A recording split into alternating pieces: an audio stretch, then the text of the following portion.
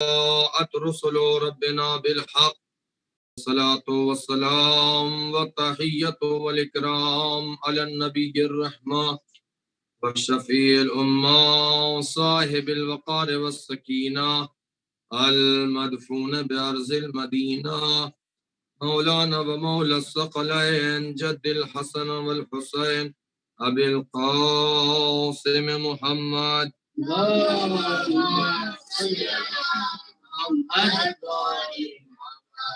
وآله الطيبين الطاهرين المعصومين المظلومين ولعنة الله على أعدائهم وغاصب حقوقهم ومنكر فضائلهم أجمعين من يومنا هذا إلى قيام يوم الدين الذين أذهب الله عنهم الرجس وطهرهم تطهيرا.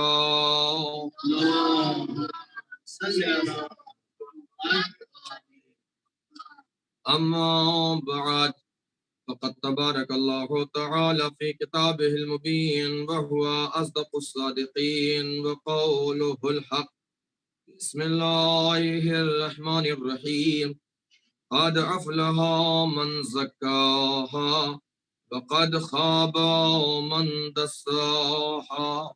درود پڑھ دیں محمد اور آل محمد.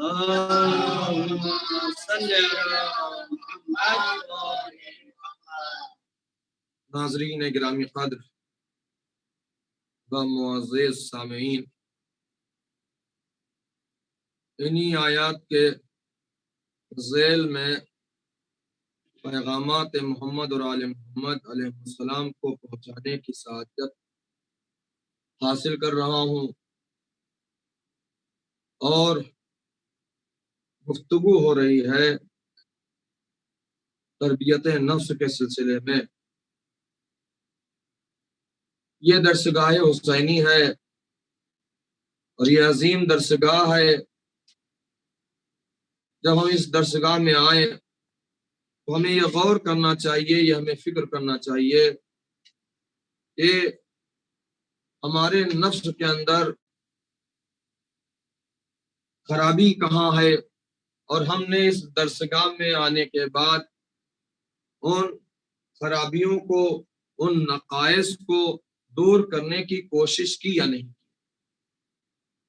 اگر وہ نقائص جو ہمارے نفس میں پائے جاتے تھے اس درسگاہ حسینی میں آنے کے بعد ان نقائص کو ہم نے دور کر لیا تو یقیناً یہاں کے اوپر آنا ہمارا فائدہ مند اور سود مند کہلائے گا.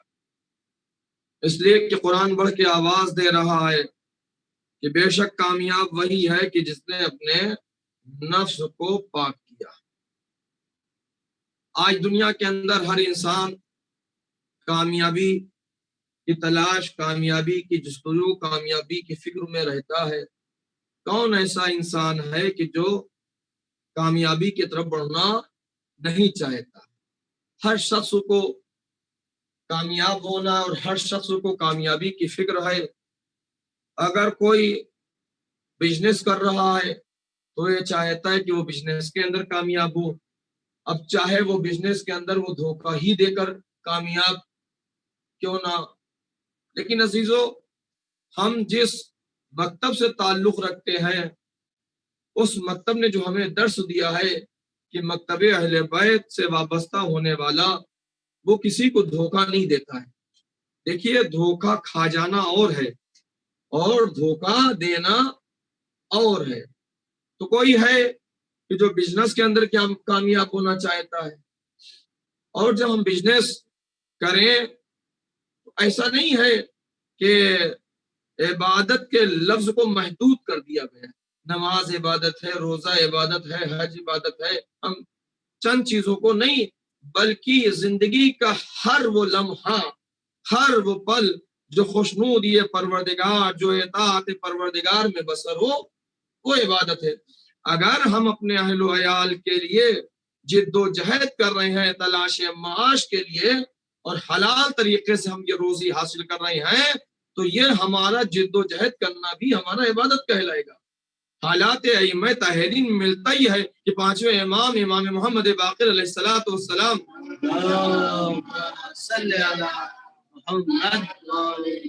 شدید دھوپ، چلچلاتی دھوپ، اور امام جو ہے اپنے خادموں کے ساتھ اپنے باغ میں کام کر رہے ہیں یا اپنے کھیت میں کام کر رہے ہیں، اور جب دیکھنے والے نے امام کو اس انداز سے دیکھا، امام کو اس عالم میں دیکھا، تو اس نے امام سے یہ کہا کہ اگر اسی عالم میں آپ کو موت آ جائے تو کیا؟ تو امام نے کہا واللہ اگر اسی وقت مجھے موت آ جائے تو یہ میری موت حالت عبادت میں موت ہے۔ یعنی امام ہمیں یہ پیغام دے رہے ہیں کہ دیکھو اگر کوئی انسان رزق حلال کے لیے کوشش کر رہا ہے، محنت کر رہا ہے، مشقت اٹھا رہا ہے، تو یہ بھی اس کا عمل جو ہے نگاہ پروردگار میں محترم، اور یہ بھی عبادت ہے۔ ایک درود پڑھ دے محمد اور آل محمد۔ تو کوئی آدمی ہے کہ جو چاہتا ہے کہ بزنس کے اندر کامیاب ہو جائے، کوئی ہے کہ جو سروس کر رہا ہے تو اس کے اندر وہ چاہتا ہے کہ وہ کامیاب ہو جائے، اور کوئی ہے کہ جو ایجوکیشن کے اندر کامیابی حاصل کرنا چاہتا ہے۔ عزیزو، لیکن آپ اس ذرا غور تو کیجئے، فکر تو کیجئے کہ اگر ہم تعلیم حاصل کر رہے ہیں اور تعلیم میں ہم کامیاب ہونا چاہتے ہیں، تو دیکھیے جو بچہ جس نے تیاری کی ہوتی ہے، جو محنت کرتا ہے، اسے امتحان گاہ میں جانے کے لیے کوئی دشواری اور کسی طریقے سے کوئی گھبراہٹ نہیں ہوتی ہے، لیکن ایگزامینیشن ہال میں جاتے ہوئے گھبراتا کون ہے؟ وہی جاتے ہوئے گھبراتا ہے کہ جو محنت نہیں کرتا ہے، جو اسٹڈی نہیں کرتا ہے، جو پڑھائی نہیں کرتا ہے، وہی گھبراتا ہے، اور جس نے تیاری پہلے سے کر رکھی ہوتی ہے۔ اب ہم اس سفر آخرت کے لیے ہمیں یہ سوچنا چاہیے، ہم موت سے کیوں گھبراتے ہیں، موت سے کیوں ڈرتے ہیں، موت سے کیوں فرار کرتے ہیں؟ کیونکہ ہم نے اس سفر کی تیاری نہیں کی، وہاں امتحان کی تیاری نہیں کی۔ اگر ہم نے تیاری کر لی ہوتی تو پھر علی جیسا یہ کہتا ہوا نظر آتا کہ موت کی اسے کیا پرواہ، موت ہم پر آ جائے یا ہم موت کے اوپر جا پڑے۔ ایک صلوات پڑھ دے محمد اور آل محمد۔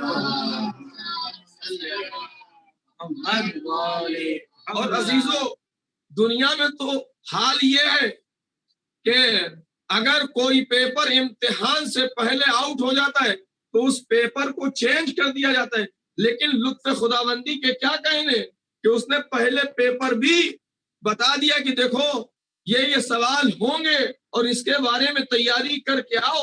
اب عزیزو، جس نے تیاری کی ہوتی ہے وہ جاتے ہوئے گھبراتا نہیں ہے، بلکہ جو تیاری کرتا ہے وہ یہ کہتا ہوا نظر آتا ہے کہ موت ہمارے نزدیک شہد سے زیادہ شیریں ہے۔ ایک درود پڑھ محمد اور آل محمد۔ لہذا ہر انسان کو کامیابی کی فکر ہے، ہر انسان کامیابی تلاش کر رہا ہے، ہر انسان کامیابی چاہتا ہے۔ کوئی بزنس کے اندر کامیابی، کوئی سروس کے اندر کامیابی، کوئی ایجوکیشن کے اندر کامیابی، لیکن حقیقی کامیابی کس کے اندر؟ حقیقی کامیاب وہی ہے کہ جس نے اپنے نفس کو پاک کیا، جس نے اپنے نفس کو پاک رکھا، جس نے اپنے نفس کا تزکیہ کیا، وہ یہاں بھی کامیاب ہے اور وہ وہاں بھی کامیاب ہے۔ لہذا عزیزو، ہمیں اس فرش اعضاء کے اوپر آنے کے بعد یہ غور کرنا چاہیے کہ ہمارے نفس کا تزکیہ ہوا یا نہیں ہوا۔ آپ دیکھیے کیسے کیسے نفس زکیہ رکھنے والے گزرے ہیں، یہ ہمارے لیے نمونہ عمل ہے کہ ایسے ایسے تزکیہ نفس رکھنے والے، اور پھر بھی اگر ہم اپنے نفس کا تزکیہ نہ کر سکیں تو گویا ہم نقصان میں، ہم خسارے میں ہیں۔ ایک درود پڑھ دیں محمد اور آل محمد۔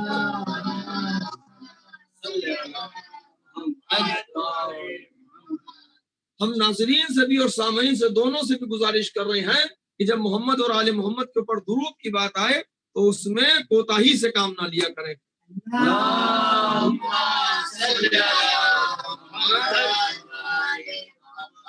اس لیے یہ درود ایک عظیم عبادت ہے اور اس کے اندر بڑا ثواب رکھا ہے۔ ایک روز سرکار دو عالم احمد مصطفیٰ حضرت محمد مصطفیٰ صلی اللہ علیہ وآلہ وسلم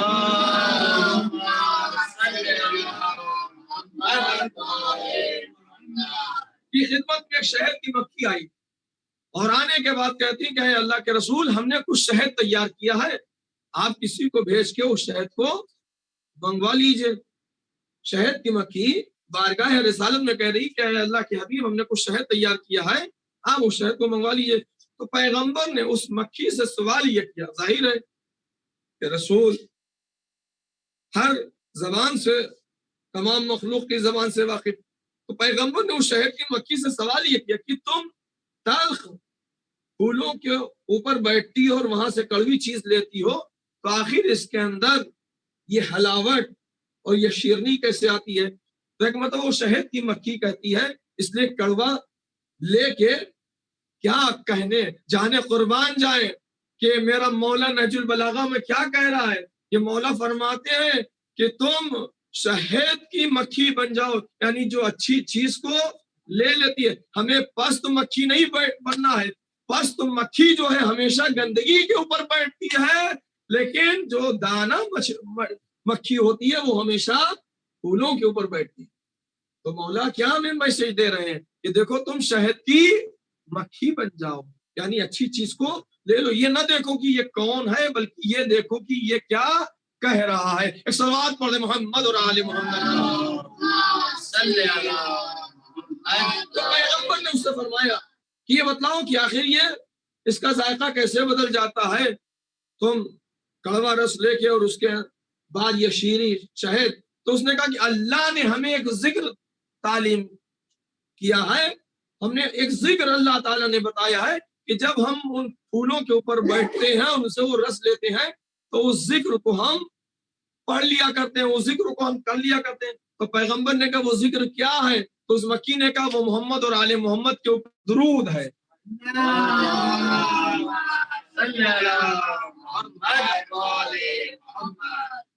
تو عزیزو اسی لیے کہا گیا کہ اگر کسی انسان کا اخلاق بہتر نہ ہو، اگر کسی انسان کا اخلاق اچھا نہ ہو تو وہ کثرت سے محمد اور آل محمد کے اوپر صلوات پڑھے. جتنا وہ محمد اور آل محمد کے اوپر صلوات پڑھے گا اس کا اخلاق بہتر سے بہتر تر ہوتا چلا جائے گا.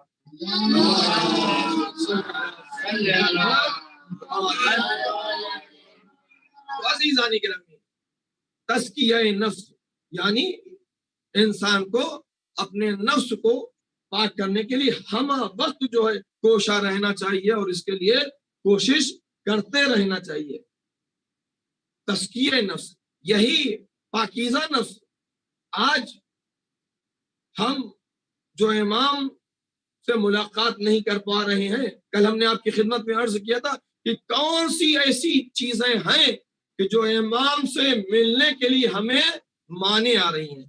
اس میں سب سے بڑی چیز یہ ہے کہ ہمارے نفس کے اندر پاکیزگی نہیں ہے، ہم نفس زکیہ نہیں رکھتے. ورنہ جو نفس زکیہ رکھنے والے وہ برابر امام سے ملتے رہتے ہیں اور امام کا شرف زیارت ہوتا رہتا ہے، وہ امام کی زیارت سے مشرف ہوتے رہتے ہیں. نفس زکیہ عزیزو دیکھیے، جب انسان کے اوپر لطف پروردگار ہو جاتا ہے تو اگر انسان کا نفس آلودہ بھی ہوتا ہے تو لطف خدا مندی سے اس کا نفس جو ہے پاک ہو جاتا ہے. ہمارے اور آپ کے چھٹے امام جعفر صادق علیہ الصلوۃ والسلام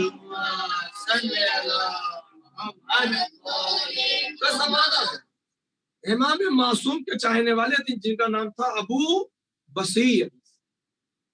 ابو بصیر یہ نقل کرتے ہیں کہ جب یہ امام معصوم کی زیارت کے لیے کوفے سے مدینے آنے لگے تو کوفے میں ایک شخص ایسا رہتا تھا کہ جو گناہوں میں ڈوبا ہوا تھا، گناہوں میں، یعنی نہ وہ مال حرام کو دیکھتا تھا نہ وہ حلال الہیہ کو پیش نظر رکھتا تھا.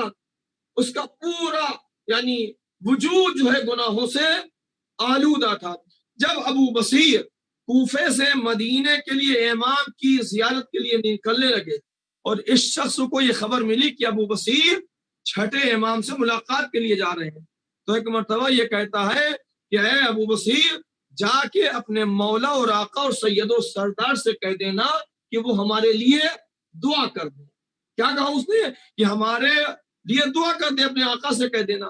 ابو بصیر کوفے سے مدینے پہنچے، چھٹے امام کی خدمت میں آئے اور آنے کے بعد امام کی زیارت سے مشرف ہونے کے بعد ابو بصیر اس پیغام کو امام کی خدمت میں پہنچاتے ہیں کہ مولا جب میں کوفے سے چلا تھا تو ایک گنہگار شخص کہ جس کا پورا وجود گناہوں سے آلودہ ہے، جو لوگوں کے حقوق کی بھی رعایت نہیں کرتا، اس نے آپ سے دعا کے لیے درخواست کی ہے۔ تو امام نے کہا کہ جاؤ اور اس سے میرا سلام کہہ دو۔ امام نے کیا کہا؟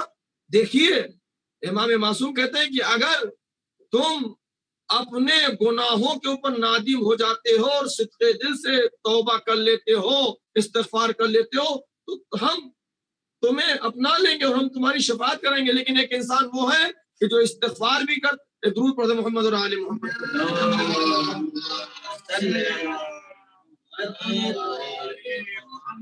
یہ مصلی کے اوپر آیا تو منہ کے اوپر تماچے لگانے لگا اور اس کے بعد کان پکڑنے لگا، استغفار کرنے لگا، اور ادھر تھوڑی دیر کے بعد مسجد سے یا امام بارگاہ سے نکلا تو وہی ان کا روزمرہ کا کام شروع ہو گیا۔ تو یہ استغفار کا ہم مذاق اڑا رہے ہیں، صحیح معنوں سے استغفار نہیں کر رہے ہیں۔ اگر واقعی انسان استغفار کرے تو خداوند عالم اس بندے کو اپنی رحمت میں لے لیتا ہے۔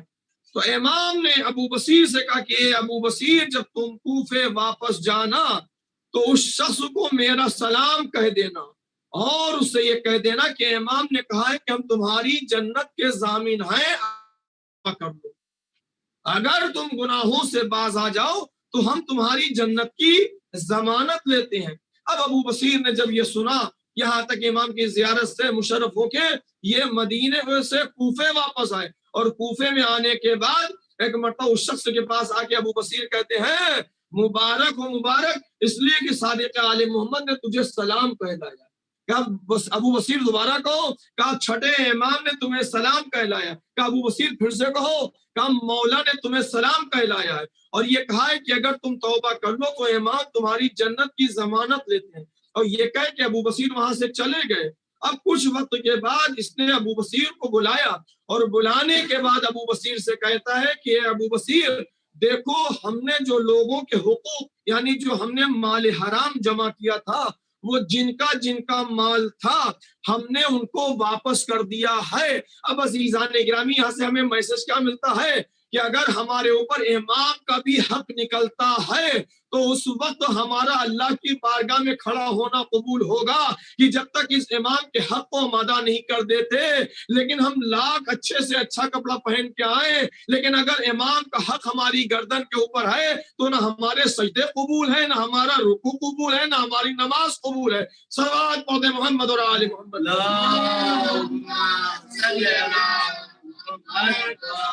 تو ابو بصیر سے وہ کہتا ہے کہ ابو بصیر، وہ جن کا مال تھا وہ ہم نے ان کو پہنچا دیا، اور اے ابو بصیر دیکھو وہ لباس جو میرے جسم کے اوپر تھا وہ لباس بھی میں نے اتار دیا، یعنی وہ پیچھے چھپا ہوا تھا اور اس کے جسم کے اوپر لباس نہیں تھا۔ یعنی انسان کو کس طریقے سے توبہ کرنا چاہیے۔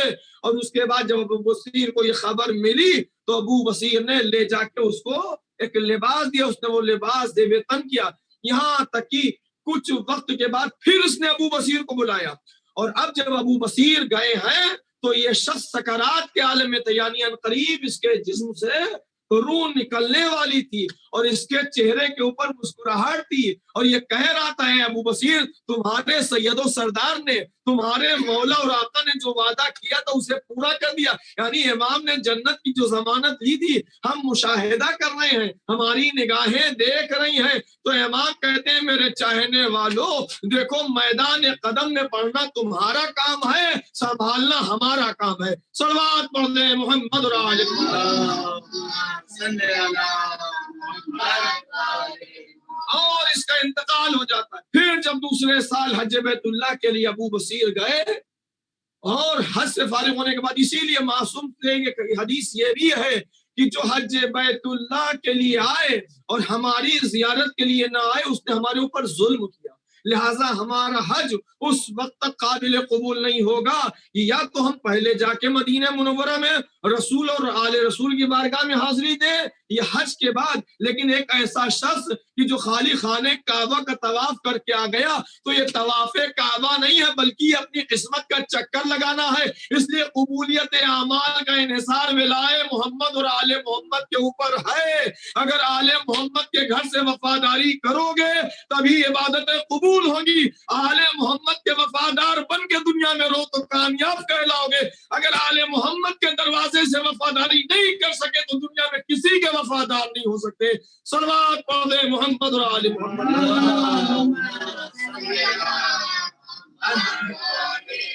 آل محمد کے وفادار بن جاؤ۔ اب جب یہ ابو بصیر حج بیت اللہ کے بعد امام کی خدمت میں پہنچے ہیں تو امام نے کہے ابو بصیر ہم نے جو تمہارے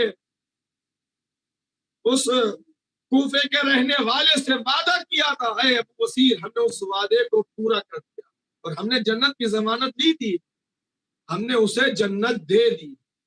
اب عزیزو جب ہم ایسے واقعات بیان کرتے ہیں تو لوگ کہتے ہیں کیسا کہ یہ غلو سے کام لیتے ہیں کہ کیسے، ارے جنت کیا، یہ مالک جنت ہے، اور اگر یہ جنت دے دے تو تعجب نہ کرو، بلکہ ان کے گھر کا تو ایک دیوانہ بھی جو ہے جنت کا قصر کہہ کے بیچ دیا کرتا ہے۔ تو جب اس گھر کے دیوانے ایسے ہیں تو اس گھر کے دانا کیسے ہوں گے؟ صلوات پڑھ دے محمد اور آل محمد۔ عزیزو یہ درسگاہ حسینی ہے، یہاں سے اپنے نفس کا تزکیہ کیجیے اور یاد الہی سے غافل نہ ہوئیے، جتنا ہو سکے اطاعت پروردگار اور بندگی پروردگار کرتے رہیے۔ جو یاد الہی سے غافل وہ ناکام اور نامراد ہے۔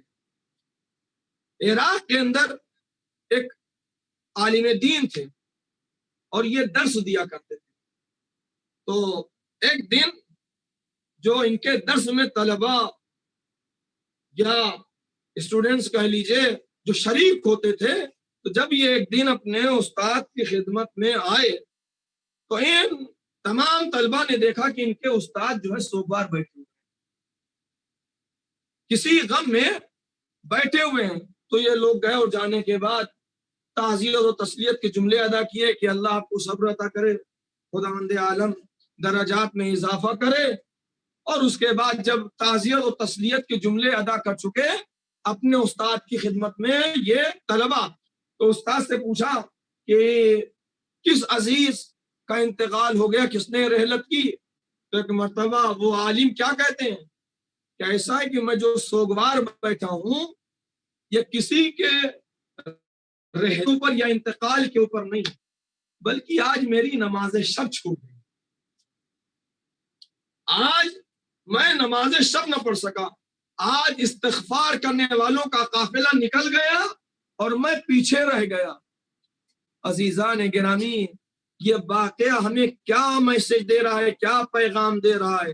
ہماری تو اگر واجب چھوٹ جائے تو ہمیں کوئی فکر نہیں ہوتی، اور یہاں دیکھیے کہ نفس زکیہ رکھنے والے اگر ان کی نماز شب چھوٹ جاتی ہے تو اس نماز شب کے چھوٹ جانے میں وہ سوگوار ہو جاتے ہیں، وہ غم میں ڈوب جاتے ہیں۔ لہذا عزیزو اور یقیناً انسان کو یہ ہونا چاہیے، انسان کیا کہ اگر اس کی نماز چھوٹ رہی ہے تو اسے اتنا تو کم سے کم احساس کہ اس کے ہاتھ سے کون سی نعمت چلی گئی، کون سی دولت چلی گئی۔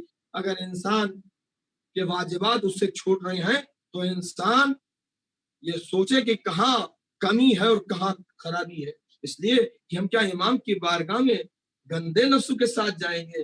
امام کی خدمت میں ہمیں جانا ہے تو اپنے پاکیزہ نفس کو لے کے جانا ہے۔ ایک درود پڑھ محمد اور آل محمد۔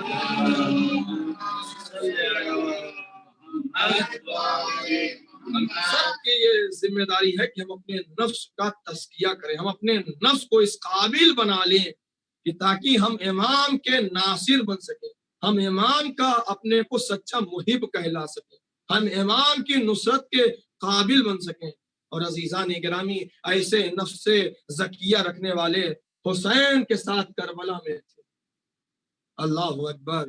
اور انہی نفس زکیہ میں ایک اور کہ جو حسین کے بچپن کا دوست جسے خود امام حسین علیہ السلام یاد کرتے ہیں تو کس لقب سے یاد کرتے ہیں؟ رجل فقی۔ اور عزیزو اس جملے کی گہرائی میں آپ جائیں کہ یہ کتنا عمیق لفظ ہے جو استعمال کیا امام علی مقام نے، رجل فقی، جو حسین کی نظر میں فقی ہو، جو امام وقت کی نظر میں فقی ہو۔ اب یہ لوگ کہتے ہیں کہ ایسا یہ تقلید زمانے امام میں کہاں، فقی کے زمانے امام میں کہاں تھے، یہ بیکار کی باتیں کرتے ہیں۔ خود مولائے کائنات نے جو ہے لوگوں کو جب معین کیا تو بھیجا ہے، اور اس کے بعد یہ امام حسین علیہ السلام کا خط لکھنا حبیب کے نام، اس میں یہ رجل فقی کا لفظ استعمال کرنا اس بات کی کہ زمانے امام میں بھی ایسے ایسے کردار تھے، ایسے نفس زکیہ رکھنے والے تھے۔ یہ حبیب کون ہے؟ یہ حسین ابن علی کے بچپن کے دوست۔ یہ واقعہ آپ مسلسل سنتے رہتے ہیں کہ ایک دن حبیب کے والد محترم یہ پیغمبر کی خدمت میں اور آنے کے بعد کہتے ہیں کہ اے اللہ کے رسول، ہم یہ چاہتے ہیں کہ قدم رسالت کے ذریعے سے ہمارے آستانے کو آپ زینت بخشیں۔ پیغمبر اسلام نے حبیب کے والد کی دعوت کو قبول کیا، اور اس کے بعد پیغمبر حبیب کی دعوت کے لیے آمادہ ہو رہے ہیں۔ اب جب حبیب کے والد آئے ہیں اور انہوں نے بتایا کہ آج اللہ کا رسول ہمارے گھر میں مہمان ہونے والا ہے، تو پھر حبیب بھی گئے اور جا کے امام حسین علیہ السلام کو انہوں نے مدعو کیا کہ اے فرزند رسول، بابا نے آپ کے نانا کی دعوت کی ہے اور آپ ہمارے مہمان ہیں۔ پیغمبر ختمی مرتبہ حبیب کی دعوت کے لیے بیت الشرف رسالت سے نکلے یا مسجد النبوی سے نکلے، اور اس کے بعد جیسے ہی یہ حبیب کے گھر کی طرف بڑھ رہے تھے کہ حبیب نے ایک بلندی کے اوپر جو تھے، تو انہوں نے امام حسین علیہ السلام کو جو دیکھا تو فتح مسرت سے یہ ایسے کیفیت میں تھے کہ یہ بلندی سے نیچے آ گئے اور ان کی وفات ہو۔ اب ان کے والد محترم نے کیا کیا کہ لے جا کے لاشے کو ایک جگہ رکھ دیا کہ اگر اللہ کا رسول آئے گا تو پیغمبر اسلام یوں ہی چلے جائیں گے اور کھانا نہیں کھائیں گے، لہٰذا ابھی اس بات کو پوشیدہ رکھا جائے، پیغمبر دسترخوان کے اوپر تناول فرما لیں، اس کے بعد پیغمبر کو خبر دے دی جائے گی۔ پیغمبر حبیب کے دسترخوان کے اوپر ہے، اور ایک مرتبہ جیسے ہی کہا بسم اللہ، تو امام حسین علیہ السلام پوچھ رہے ہیں کہ میرا دوست کہاں ہے؟ تو اب ان کے والد محترم کہہ رہے ہیں کہ نواز رسول آپ کھانا تناول کیجئے، لیکن امام حسین بے قرار نے کہا کہ نہیں، جب تک میرا دوست نہیں آ جائے گا تب تک میں کھانا نہیں۔ اتنے میں پورا واقعہ بیان کیا تو پیغمبر اسلام نے کہا کہ جاؤ اسے لے کے آ جاؤ، اور اس کے بعد اعجاز رسالت و امامت کے ذریعے سے ان کو حیات بخشی گئی۔ اب کربلا میں جب امام حسین علیہ السلام پہنچے اور یزیدی لشکر کے اوپر لشکر آ رہا تھا، تو ایک مرتبہ مشیر کار امامت شہزادی زینب سلام اللہ علیہا نے امام حسین علیہ السلام سے فرمایا میرے ماں جائے، دیکھیے لشکر کے اوپر لشکر آ رہا ہے، آپ بھی اپنے جانثاروں کو، اپنے ناصروں کو یاد کیجیے۔ تو امام حسین علیہ السلام نے کچھ خط لکھے، اس میں جناب مسیب کو بھی امام حسین نے خط لکھا تھا اور حبیب ابن مظاہر کو۔ جب قاصد حسین ابن علی خط امام علی مقام کو لے کے حبیب کے دروازے کے اوپر پہنچا اور دق الباب کیا، حبیب دروازے کے اوپر آئے، کون؟ کہ میں قاصد حسین ابن علی ہوں۔ حبیب نے جلدی سے خط کو لیا، آنکھوں سے لگایا، اس کو چوما اور اس کے بعد پڑھا اور زار و قطار رونے لگے۔ اور پھر گھر میں واپس ہوئے تو شریک حیات نے پوچھا حبیب کون تھا؟ کہ حسین ابن علی کا خط تھا۔ کہ کیا بات ہے؟ امام نے کیا لکھا ہے؟ کہ حسین نرغہ اعداء میں گر چکے ہیں اور امام حسین علیہ السلام نے نصرت کے لیے یاد کیا ہے۔ کہ حبیب کیا ارادہ ہے؟ کہ مجھے تیرا خیال ہے کہ اے حبیب زہرا کا لال تمہیں نصرت کے لیے بلائے، حسین ابن علی تمہیں نصرت کے لیے بلائے اور تم اس میں تعامل سے کام لو۔ عزیز و حبیب نے جب یہ سنا کہ میں تو تیرا امتحان لے رہا تھا، بھلا میں اور امام کی نصرت کے لیے نہ جاؤں؟ لیجئے حبیب نے اپنے غلام سے کہا کہ جاؤ ہماری سواری کو تیار کرو، ہم کچھ وقفے سے آتے ہیں۔ عزیزو یہ غلام گیا اور اس کے بعد اب حبیب تیار ہو رہے ہیں، لیکن یہ غلام نے ایک مرتبہ حبیب کی سواری سے کہنا شروع کیا، اے میرے آقا کے گھوڑے، اگر میرے آقا کو آنے میں تاخیر ہوئی تو میں حسین غریب کی نصرت کے لیے چلوں گا۔ عزیز و حبیب نے غلام کے ان کلمات کو سن لیا، ایک مرتبہ حبیب گریہ کرنے لگے، ہائے غریب زہرا کہ آج غلام بھی حسین کے اوپر جان دینے کے لیے آمادہ ہیں۔ لیجئے، اس وقت کوفے کے حالات بہتر نہ تھے، ہر راستے کے اوپر پہرا تھا، لیکن یہ ناصر حسین کسی طریقے سے کوفے سے نکلے۔ کربلا جب یہ پہنچے ہیں تو ایک مرتبہ امام حسین علیہ السلام کہتے ہیں، علی اکبر آگے بڑھو، قاسم آگے بڑھو، اے میرے بنی ہاشم آگے بڑھو، اس لیے کہ میرے بچپن کا دوست حبیب آ رہا ہے۔ حسین مظلوم ایک مرتبہ اپنے جانثاروں کے ساتھ حبیب کے استقبال کے لیے بڑھے۔ حبیب نے جیسے ہی دیکھا کہ نواسۂ رسول حبیب کے استقبال کے لیے آ رہے ہیں، حبیب سواری سے اترے، امام کے قریب آئے، امام نے حبیب کو گلے لگایا اور کافی دیر تک امام روتے رہے۔ اجرکم ربکم، عزیز و اسی عالم میں کسی نے خیمے میں خبر پہنچائی، شہزادی آپ کے بھائی کے بچپن کے دوست حبیب ابن مظاہر آئے ہوئے ہیں۔ بس جیسے ہی جناب زینب نے یہ سنا، کہا جاؤ حبیب کو میرا سلام کہہ دو۔ اے حبیب، ارے تم کتنے نیک وقت تھے کہ رسول کی نواسی تمہیں سلام کہلا رہی ہے۔ عزیزو، ایک مرتبہ جا کے جیسے ہی شہزادی زینب کے اس پیغام کو پہنچایا گیا، اے حبیب تمہیں رسول کی نواسی علی کی بیٹی سلام کہہ رہی ہے، وہ ایک مرتبہ حبیب نے اپنے منہ کو پیٹنا شروع کیا، خاک کربلا کو اڑانا شروع کیا۔ اللہ اکبر، ارے یہ وقت آ گیا کہ غلاموں کو آقا زادیاں سلام کہلائیں۔ میں کہوں گا اے حبیب، ارے کاش تم اس وقت ہوتے جب خیام حسینی کو تاراج کیا جا رہا تھا، بیویاں ایک خیمے سے دوسرے خیمے، دوسرے خیمے سے تیسرے خیمے۔ عزیزو، لیجئے، صبح عاشور آئی، بازار شہادت گرم ہوا، اور یہاں یہ بھی ملتا ہے کہ جب ایک ظالم نے شان امامت میں جسارت اور گستاخی کی تو ایک مرتبہ حبیب نے کہا، اے نواز رسول، اب تو نماز آپ کے نانا کے پیچھے ادا کروں گا، اور یہ کہہ کے حبیب یزیدی لشکر کے اوپر ٹوٹ پڑے۔ عزیز و حسین کا یہ مجاہد، لیکن اللہ اکبر وہ شجاعت کے جوہر دکھائے۔ اے عزیز وہ وقت بھی آیا کہ جب حبیب گھوڑے سے زمین پر آئے، حسین حبیب کے قریب پہنچے، اور عزیزو یہاں یہ بھی ملتا ہے کہ امام کا ایک ناصر اور بھی حبیب کے قریب پہنچا۔ امام نے دیکھا کہ حبیب کچھ اشارے سے کہنا چاہتے ہیں، عجب نہیں شاید حبیب یہ کہنا چاہتے ہو، اے میرے مولا کے ناصر، ارے مولا سے خبردار رہنا، حسین کی نصرت سے غافل نہ ہونا۔ اسی لیے تو عزیزو، حسین جب رخصت کے لیے آئے، حسین کو اپنے انصار بہت یاد آئے۔ اے شمع امامت کے پروانوں، اے میرے جانثاروں، اینا اینا زہیر، اینا اینا حبیب، اے میرے ناصروں کہاں ہو؟ زمین کربلا کے اوپر کٹی ہوئی گردنوں سے آواز آئی، لبیک لبیک لبیک،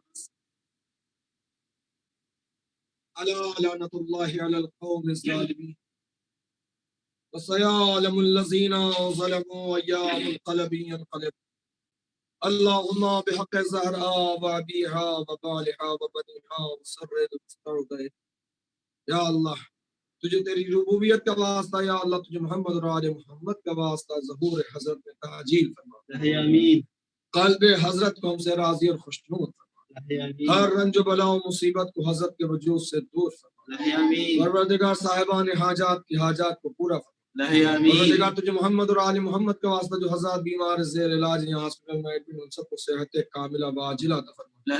پروردگار یہ وبا جو دنیا میں پھیلی ہوئی پروردگار جلد سے جلد اس وبا کا خاتمہ فرما، لوگوں کو اس وبا سے محفوظ فرما پروردگار، جہاں جہاں بھی عزائمہ میں مظلوم برپا ہو رہی پروردگار وہاں کے اوپر عزائمہ میں حسین اور رضاداروں کی حفاظت فرما پروردگار، تو یہ واسطہ تیرے عز و جلال کے میرے معبود ہمیں حسین میں جو جس اعتبار سے بھی اس پر شہزاد کے اوپر آتے شریک ہوتے پروردگار کی شرکت قبول فرما، ہمیں دنیا کا کوئی غم نہ دے سوائے غم اہل بیت اطہار کے۔